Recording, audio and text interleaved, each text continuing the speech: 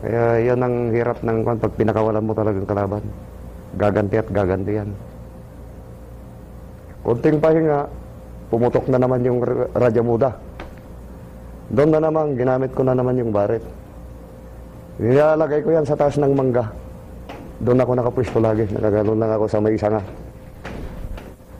Lumalayo naman ang kwan. Sa tulong ng baret na yun, yung reinforcement na nakabangka ng kalaban, di nakakalapit. Pag-araw. Ang kwan naman kami, gawawa naman kami paggabi. Dinidikitan kami ng kalaban. Kaya ang nagiging cover namin, yung EPC.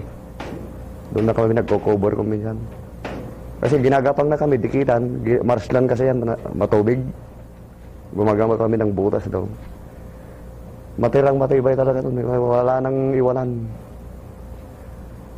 Hanggang hinabol namin sila hanggang pikit. Yung yung malaking ilog na yan sa pikit.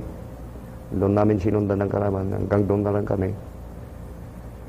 Then, balik dito sa natapos yung trabaho namin, bumalik kami ng Bulacan. Nagkandak kami ng training ulit ng 135, 136 sa Ranger Corps para ma-organize na naman yung apat ng company. Doon na-reassign ako ng 18. Doon sana ako kay Late Captain Paler. Pero, sabi ko, dito na lang ako sa 19, sir. Kasi galing na ako sa Mindanao. Wag mong ibigay yan. Sabi sa akin, wag kang papayag, sabi sa akin ni CEO ko, Captain Cordoba, na dito naman tayo sa Luzon eh. Nung nagtaka ko bakit biglang sambuang ka na, basilan. Sige, okay lang, galing naman ako dyan eh, sabi ko. Yun na. After that, nakagawa pa kami ng maganda sa Zamboanga City. Dahil naging task force Zamboanga kami. Yung sa pagiging sniper mo, ano yung sinasabi ng tropa sa'yo pag ano? Nagtataka nga sila bakit nagagawa ko. Anong sinasabi nila pag halimbawa yung nailigtas nyo yung anong IB yun? 64 sa IB. Anong sinabi nila sa inyo, Master? Tumitingin lang sa amin na 7. Bakit namin nagagawa? Bakit nakakalis sila sa killing zone na wala nang pumuputok sa kanila? Anong taktika ang ginawa niyo sa team niyo noon para mawala yung... Skirmisher lang kami. Kasi estimate naman namin sa kalaban, hindi kami abutin ng bala nila eh. Kaya masaya ka pag natutulungan mo yung kasama mo ba? Magmula noon, yung mga nangyari sa amin dyan na... Yung hirap mo na yun, Master, September 21. Hanggang October 5. October 5. Maaari mo bang ikwento sa amin kung gaano yung hirap na dinanas nyo sa pagtulong, sa pagkain, kung hinaharas kayo? Maaari mo bang paliwanag mo? Actually, hindi naman ganong mahirap dahil yung pagkain, tiyagaan lang talaga kung kinakailangan. Skyflex sa kagatas. Sacrifice na rin, di maligo.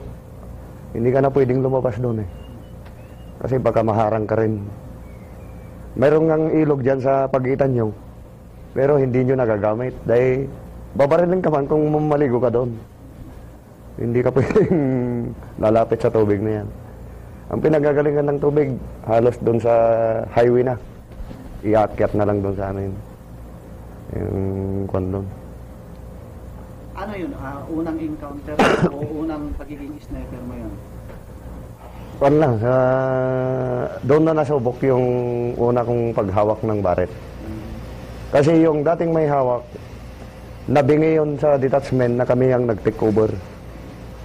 Sa baba ng Sierra Pagwak. Kasi yung nasa detachment doon, nag-iisa na lang yung sundalo. Nagre-request yung 60 per 7 na i-take over namin. Nagtuturuan ngayon kung sinong team ang pupunta doon. Eh nataon yung team leader ko. Tayo na lang sa ring kalamay. Oo, Master, sabi ko. Walang problema yan. Pagdating ka ng gabi, alas... yun eh. Nag-umpisa ang harassment, alas 12 ng gabi. Walang imi ka ng ranger doon. Kundi ang ganti lang putok. Hanggang matapos alas 12. Gabi. So isang araw yun, yung daman. Alas 9 ng gabi, inatak na kami. Kasi isinabay nila yung pagkuhan ng ulan eh. 3 hours. 3 hours. Yung reinforcement namin na Simba, hindi nakarating na Balahaw. Anong ginawa nyo noon? Anong taktika nyo yun? Defensive kami talaga. Kahit bumagapang ka sa hanggang tuhod na putik, okay lang. I-depensa mo yung perimeter nyo. So 7 lang kayo. Ito kami. Ilan yung... Dumating din yung isang team, tumulong na ayaw din kaming pabayaan. Naging 14 kami doon. Ilan sa tingin nyo yung nagharas sa inyo? Estimated, mga kon na yun. Megit 50. Kasi nung kon na kami, na namin na masyadong marami talaga.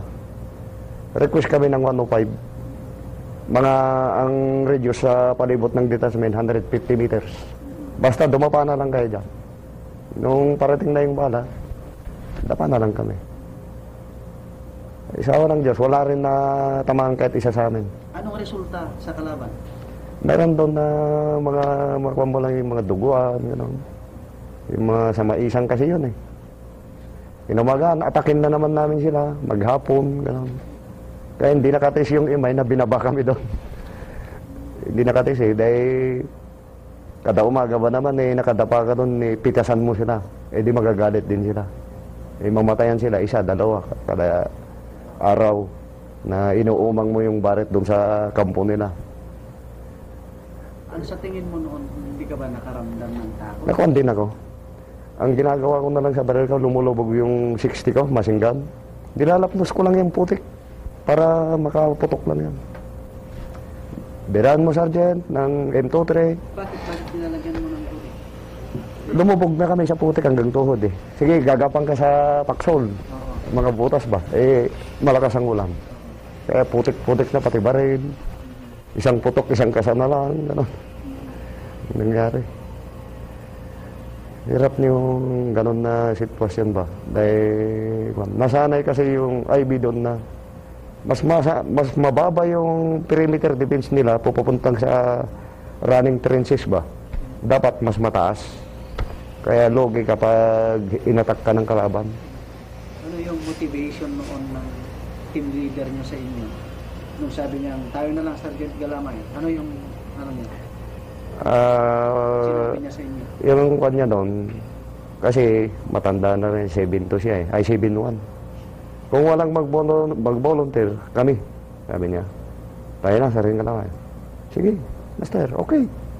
Tayo ang kakana dyan. Hindi ako nag-negatibo.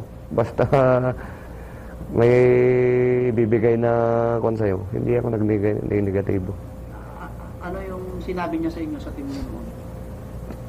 Sabi niya, pagputok ng RPG, posisyon. Yan. Upakan na yan. Dito ka. Bilis na, decision yan. Depensa mo dyan, depensa mo dito. Yes, sir. Ganun yan. Pabilisan na nga eh, dahil kung yan. Kawa ng Diyos, hindi naman kami napasok. Umatras din ang kalaban. Then, nung matapos yung sa Camp Omar, 3 hours kayong, 3 hours. mawalanan. Kahit nag-request kami ng Simba, hindi rin nakarating sa amin dahil nabalaho nga sa lakas ng ulan. Kaya kami na lang ang nagdepensa talaga. Talagang yung sa putik na sinabi mo dahil malakas ang ulan. Hanggang tuhod yung putik na eh, na dadapaan mo. Ay, lubog pati baril, mga bala. At doon ko na rin nireklamo yung bala ng 60. Mga line 1970s pa kasi yung mga bala. Kaya ito ang ebidensya, sabi ko kay sir, mga dads na yan. Huwag na tayong gagamit ng lumang bala. Sa kung naman yun, inaksyonan man agad, pinalitan ng bago. Kasi logi talagang sundalo pag luma yung bala mo. Sa tingin mo, ano yung, sa pagiging sniper mo, Master, ano yung lessons learned, ano yung natutunan mo noon, natutunan mo sa enkwentro mo na yun bilang isang sniper? Natuto ko kung paano mo paalagaan yung armas mo, yung mga kasama mo, na dapat pala hindi mo pwedeng pabayaan sila. Sama-sama kayo na walang iwanan ba? Hindi mo makikita yung tunay mo rin kasama kung talagang tutulong sa'yo. Siyempre, ginaguide mo yung hindi pa ganong kanya, ginaguide mo siya. Kung ikaw may kaalaman, isi-share mo rin sa kanya. Anong position mo noon? May team member lang ako noon, Team member? PFC. Doon sa harassment na nangyari sa inyo. Gunner ako ng 60. Ano naman yung lessons learned mo doon? Na kailangan pala na pag sinabi ng team leader mo na i-aim mo yan, iputok mo para masuportahan mo siya. Pag pumutok siya ng kon, putukan mo rin. Para may fix niyang mabuti yung pagputok na yan, M23. Para hindi siya mahagip ng bala. Ganun. Eh, tulungan lang ba? Pag sinabi niyang putukan mo. Huwag ka nang mangingimi pa, magdadalawang isip. Ganun.